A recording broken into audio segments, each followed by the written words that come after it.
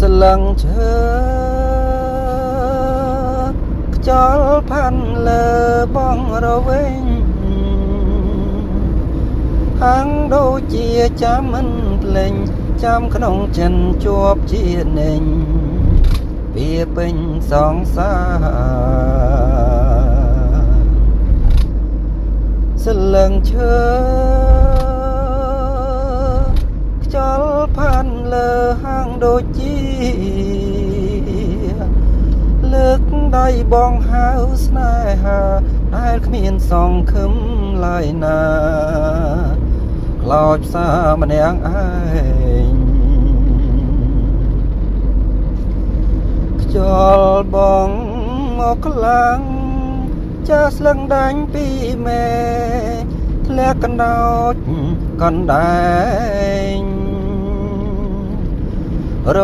ស័តតាមខ្យល់ម្នាក់ឯងឃើញតែក្តីអង្សង្ឃឹមស្លឹងឈើដាច់ធ្លាំងមកស្រស់ញញឹម